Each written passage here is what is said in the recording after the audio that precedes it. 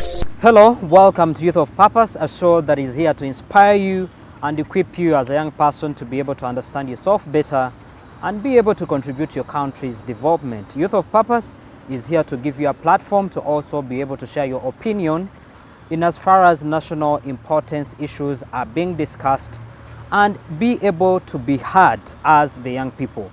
Today we want to be talking about something very important for us as the young people to be able to understand ourselves better and be able to use the opportunities available for us and leave out whatever is negative and understand how we can contribute to our country's development.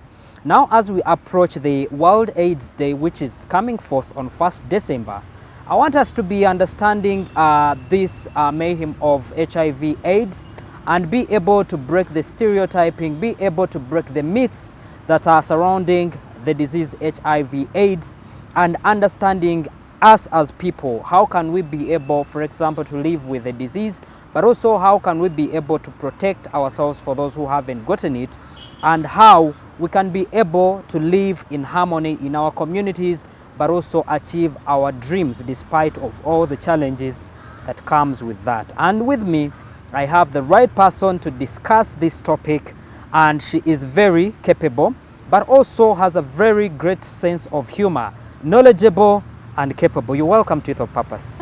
Thank you so much. I love the introduction of knowledgeable. Thank you so much. Kindly say hello to the viewer. Hello everyone. Thank you for tuning in. I just want to say you're making the right decision by tuning in today. Yes, Ruth, kindly let the person who is watching, I've talked about all this, the introduction, but the person watching wants to understand who is this person that they are hosting today on Youth of Purpose. So my name is Namutebi Ruth Elizabeth.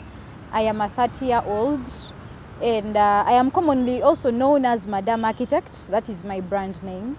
And happen to be a peer educator with Reach a Hand Uganda. It's an organization that works with issues related to sexual reproductive health and rights. I am also a coach in a program called the Mentorship Class. I also happen to be the CEO of Rain Architects and Engineers. I also happen to be the founder of Daria Kaitesi. That is an NGO that I started to help young people who are living with HIV like me.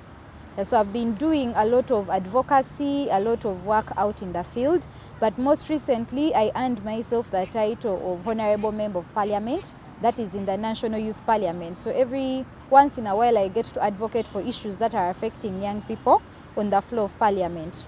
So, Madam Architect, where do you get the courage and the sense of humor that you have? For the few times that I've met you on platforms presenting, you see, I get amazed at the sense of humor and the courage that you do represent out there.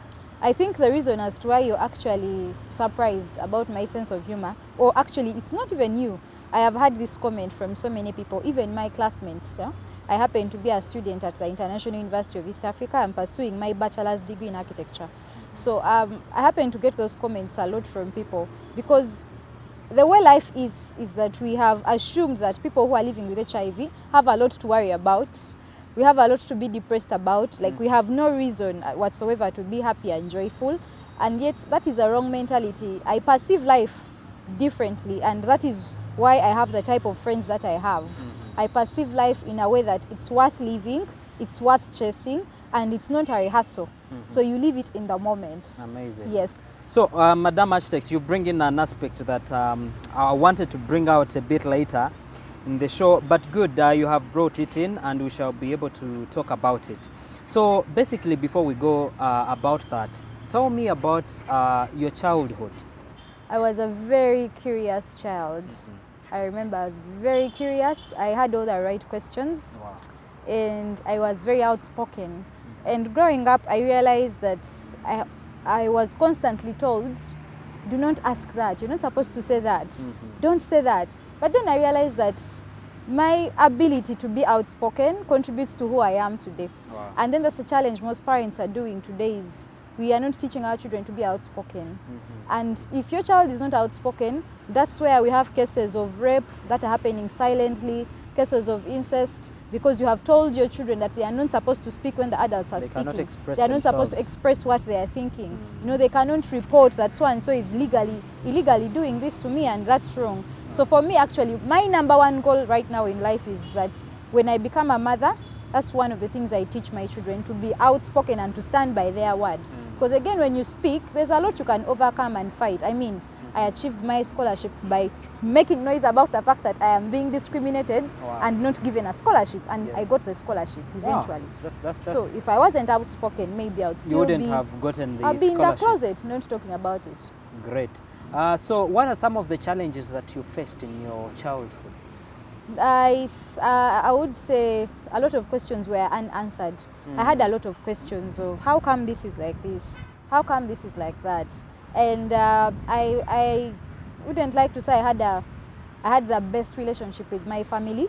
Not that it was that bad, but I didn't have an emotional connection. You know, like how parents can be physically present but emotionally absent. I provide a roof over your head, I'm paying your tuition, but emotionally you do not have anyone to unpack your sadness or depression with.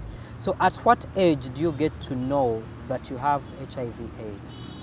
I found out at the age of 13 or 14, I think. That was 2007. I was a student at Mienga High School. Okay. It's located right opposite International Hospital, Kampala. So yeah, they broke the news to me at around that time of the year, and I started medication. Wow. Yeah. How did you find out? My aunt, I lost my mother when I was in primary one, and that was here at Shimon Demonstration School when it happened. Yes. So when I lost her, that is 1992, I was taken on by my aunt who raised me. She raised me up to the age of, I would say 20, that is senior 6, took care of us, and now she was also the person responsible for breaking the news to us, and to me in particular. So what happened was I was told about my HIV status. She just, took me on the side one evening, we had a discussion, and she told me in detail everything I needed to know. And of course, as a young person at that age, it did not sink in really well. I thought, this is just one of those things you can maneuver through. And of course, as time went on, my brain started to digest deeply and pick up on everything, and I started to actually understand what that meant. Yes. Okay, so as a child, did you at any time have any illness or any challenge that made you think maybe something was wrong with you? No, I wouldn't say I was a child at that 13. moment. At 13 13, you you're are an still young. adolescent. You are an adolescent, so I'm a teenager. So I questioned my existence a lot. But again, those are stages of how do they call it? Grief. Grieving stages. There is the denial, there is the acceptance stage, and there are about 5 stages. So it's step by step I started to live in a situation where I was questioning my existence. I'm thinking, okay, why is it me? There's that part where you play the blame game, you castigate yourself for things you have not even done. Then you keep asking yourself, why is it me? Why is it not somebody else? And you begin to call out God. You call out God, you're like, if you knew I would be like this, you'd rather not have given me life. I got depressed at some point. I had phases where I was dropped. I did not attend classes because I was still trying to maneuver my emotions. I isolated myself. I was very bitter. I was very angry at my late mother, who I did not actually get to connect so much with. I blamed her for a lot of things, and I had so many questions that nobody I could ask, with nobody to ask, nobody to answer them. Yeah, so that was really the stage. The entire school found out after a while, I disclosed to somebody who did not keep it a secret, and everybody else knew in school. So before I knew it, people were pointing fingers, and I was being discriminated and stigmatized as the talk of the school. So the school already knew about your situation? Yes, after that situation they found out. How did they find out?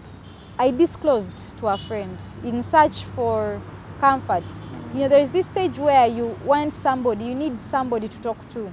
You want a shoulder to cry on, somebody to kneel against and talk to about your problems. But unfortunately, in this day and era, we tend to open up to the wrong people. So I opened up to the wrong person who did not keep it silent, and she just went around telling everybody my business, Before I knew it, everybody knew I was positive. So it was discomforting. But then along the journey, I realized that now for me, this was a wake-up call. I realized that life is not a rehearsal, and I only get to play it once. Yes. And I don't have a backup life, that if this runs out, I have another one to turn to. I also realized that I was not growing younger and that I had a life to fulfill. I had siblings to take care of. I was also living in fear of disappointing my family because they had injected a lot in my education. They've given me a place to stay. Really, I was not lacking, except that my mental health was playing games with me. And then I also realized that everybody who was pointing fingers at me and making me the talk was not going to be there to witness my failures in the future. So it did not matter to them if I succeeded or failed. The whole point was I needed to get back on my feet and figure myself out and do what brought me to school. So for me, that was the turning point. How were you able to manage the stigma at school? I maneuvered by really just walking through the depression. I walked through depression. I endured it. I did not open up to anybody about how I felt. You know, at this age, now that I am 30, I understand that what I went through then was called depression. At that point, I just felt I was just sad. I'm just unhappy. That's how I would describe it. But now at this age, I realized that what I went through then was depression. Yeah, they were all symptoms of depression. I was dodging school. I had given up really. I did not know what I really wanted. At that time, did you have any teachers that understood you and were able to give you maybe counseling support that you needed at the moment? You know, the funny thing with schools today, and this doesn't matter, by the way, if it's an international school, a university, or provided primary. It's an institute that teaches anything, is that people who are hired under the title of teacher, lecturer, or tutor are just there to do their job. They walk into their workplace to earn a living, not to come and babysit your children. So the school knew what I was going through. They knew people were talking. Because believe it or not, half the time, the teachers in universities, the teachers in secondary schools, they know the things that are happening among students. They do know, but nobody approached me to talk to me about how I felt. Nobody bothered to initiate that conversation with me. It was more of, it is her problem. Me, I am here to do my job. And you know, I cannot blame them because, again, look at the economy today. Everybody has their plate full with their own problems. I cannot go out of my way if my responsibility or duties and task is to simply come and teach my students. I'm not going to bother caring about who did not attend my lecture, who is not feeling fine, which student did not do homework. You know, I will go with whoever is going because at the end of the day, I'm eyeing a salary. If I get that, I am done. It's a pity, but that is the education system we are in. And it's not just Uganda. It's worldwide. Me accepting my HIV status, 2019, has been a series of rejections, ups and downs. You get into a relationship, you disclose to your boyfriend I'm HIV positive. They run away. In the beginning, they are nice, they are sweet, they are like, yeah, I feel like we can do this. You take them to the hospital, the doctor explains the whole process of how we can engage in unprotected sex without them being infected. They make you feel that, yes, they've understood this, they are willing to stay. A couple of weeks down the road, they begin to change, they begin to show you the real side, you know, the fear steps in, and before you know it, you're in and out of one relationship. So it has been a couple of rejections here and there. You know, my body would show scars. At a point, I had so many scars that I was afraid of even wearing something that would reveal my legs or my arms. And that came with a lot of comments of, you should not move around with your scars exposed. You don't look nice like that. And remember your schooling. Thank you. And even after I was done with school, because I finished my diploma in 2015. So, you know, even when I was doing my diploma, I had those students who, they just judged based on appearance. She has scars, period. She's HIV positive. They test you they test using their eyes and they give you results. And some of these students, of course not all of them, but some of them were as bad as, they took it upon themselves to be the one to tell anybody who came near me that stay away from that girl. You know, we have a very poor mentality as humans. Society assumes that when you're walking with the opposite sex, you have to be sleeping with them. And that is a very bad mentality. That is a very bad mentality. And personally have faced that challenge a lot, in that anybody I try to get close to, be it an opposite sex, it's a standard for them that I'm probably engaging in sex with them. So some people feel the need to play, you know, savior and good Samaritan to come and warn the other party that you should stay away from that lady, she will infect you. What gave you the courage to be able to open up at your age, where we want to be more social, start dating, maybe get a spouse, you were planning to get married? Where did you get the courage to be able to open up? I was very desperate, extremely desperate, on the wall. My dream has always been to become an architect. And it's one of those things that, you know, everybody has that one thing in life that if they do not achieve, they'll never be contented with life. Unlike most women who have their dream as marriage and children, walking down the aisle, for me, my biggest dream is to become an architect. People addressing me as Architect Ruth Namutebi, because I deserve it. I knew that was my biggest dream, and not achieving it is not something I was willing to settle for. So I knew that I had been denied the scholarship because of my status. And for a couple of 2 years, that is 17 and 18, I had been chasing scholarships to go abroad. That was after my cutoff points failed to get me into the local universities here. So I decided that let me try international universities. I tried applying here and there, but you know, you'd apply in some countries, not all of them, and they would say that you qualify academically, but status-wise, we may not let you in. Because again, it's better to find out than go through all the process of chasing a visa, etc., whatever, then for you to be told that you can't go because of your status. So it was the first thing I would ask. Shortly after, they would say that your credentials are okay. I would first ask if, you know, my status is allowed. So then I would be told that no. I got a lot of no. I had gotten 100% scholarship in China at some point. They told me China, no. Turkey was a no. Cyprus, is it Cyprus or Cyrus? Yeah, I was told no. There are about 3 countries that rejected. And to be honest, I was done keeping quiet. I was on the wall.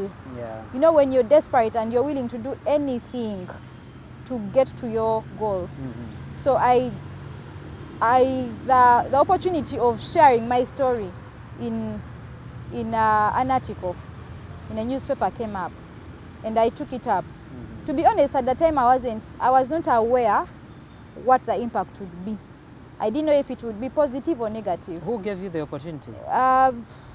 New Vision. Someone just came to you and said, we want you to open up? Because before then I was moving in several organizations like I still do today. I go to schools, I go to Rotary clubs, churches, depending on which environment needs to hear what I have to say. They invited me to speak. One person led me to another. Connections, networking. Then some person suggested that if you've been doing all of this and still you haven't found a scholarship, how about we try this channel? Let's go public. Had you been counseled through on how you should be able to disclose, or you just decided and said, let me start moving to schools? I was with schools I was simply sharing my personal story. Not talking about you being HIV positive. My personal story, of course, is connected to being HIV positive. That's disclosing. Yes, exactly. So I didn't need somebody to counsel me on how to disclose. No one prepared you on how to disclose. No. Because it's my story, then I don't need to be told how to tell it.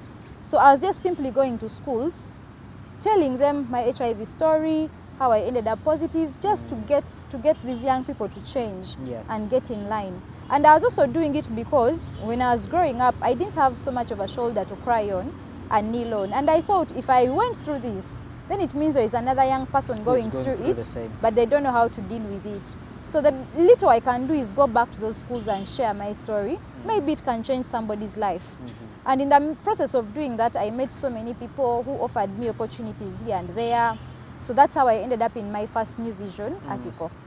And then I had so many hopes of I would get a scholarship there and then, because I was so desperate. I wanted to go back to school. And instead of getting a scholarship immediately, I got more TV leverage. Wow. I got more interviews coming in my way here and there. I got more platforms to speak at. And I was thinking at that point that if the scholarship is not coming in very soon, Yeah. maybe I could just keep talking about life. So I just kept doing that and doing that and doing that. One thing led to another. And then in 2022, early this year, that's when I got the scholarship. Wow. Yes. Congratulations. Thank you. And now we can say Madam Architect or Architect Ruth. Respectively, you can say Architect Ruth in the making. Wow. Yes. That's great. And how does that make you feel? For me, I'm all about achieving. Yes. If I set a goal, I have to achieve it. I do not care the circumstances or the price I have to pay. I'm a go-getter. That is one of my strengths.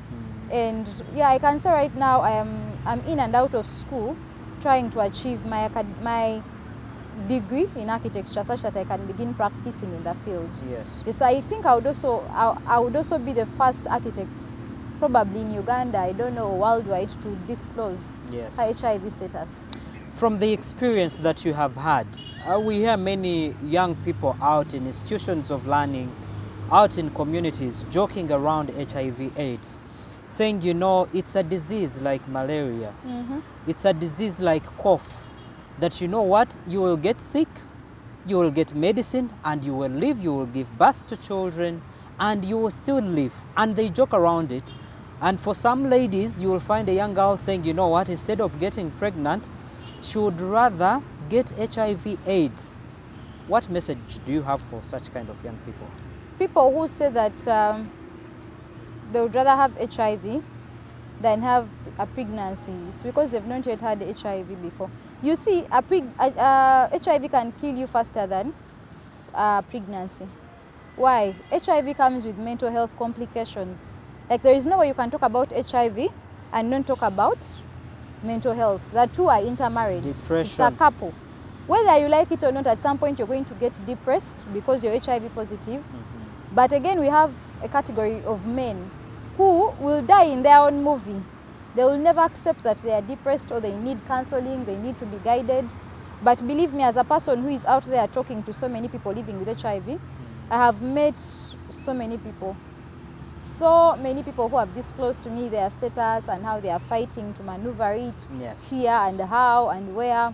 And you know, mental health without peace of mind, Yeah. without, you know, when you're depressed, when you have issues going on, you can jump from one point to another and end up thinking about suicide.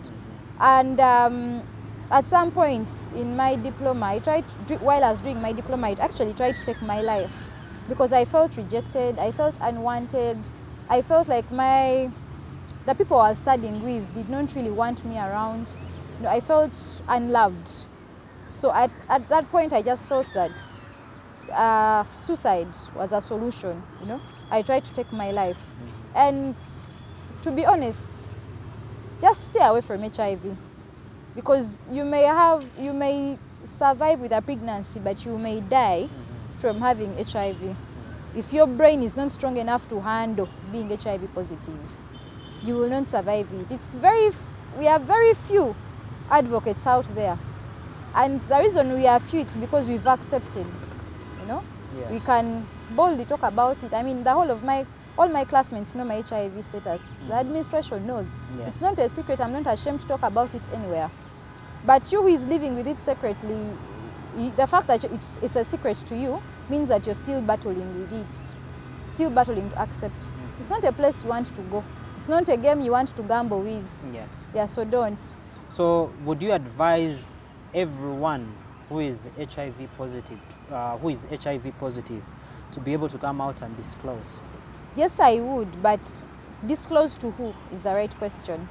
You can disclose to your partner. You can disclose to people who you know will give you help, family maybe. You can disclose to a best friend, but not generally anybody, really. But you disclose it to your trusted person and she Thank let it you. out. Yeah. That's also a challenge, but you see also, disclosing helps you. You know, there is a law that can get you arrested for infecting somebody. But you know, since it's Uganda and the laws are good on paper but not Implementation. enacted, chances are that you may slip and escape it. But if you find somebody who is very well versed with the law, they will have you arrested if they have the money to arrest you. Yes. So you can be arrested for infecting somebody with HIV. The law is really there. So do not try to infect people. Please don't try to infect people. Yes. Lastly, what message do you have, one, for the young people who are still not yet infected with HIV/AIDS, but also with the young person out there who is suffering and are still secretly being positive? Yes, there is more to life than being HIV positive. There are worse illnesses than HIV. My major goal is my name to be written on the planet. People to know me. I do not want to die like a regular person without this world getting to know me. So I am working towards that goal. For you, I don't know what your goal is. It could be as simple as maybe owning a house or walking down the aisle. Yeah, but either way, focus on your goals. HIV has nothing on you at all. Yes. Has nothing on you. Hashtag to growth in making. Thank you so much for sharing with us your story. I do believe your story has been transforming to the young people who are watching out there. Not only the young people, but I do believe every person that has been watching today's episode has been transformed through Ruthie's story. Thank you so much for watching this show. I do believe Youth of Purpose is going to transform this nation by giving you the platform as young people to come and share your opportunities, your opinions on different aspects that are happening in this country. Follow me on all my socials, I_Tumukunde on Twitter, I_Tumukunde on Instagram, Ivan Tumukunde on LinkedIn, and Tumukunde on Facebook. I thank you so much for watching this show. For more information, Ruthie's number has been scrolling on the screen. You can reach out to her. And for those ones who want to follow her on Twitter, please, the details have been also on the scroll. Follow her for any information. I thank you so much for watching this show. See you next time. You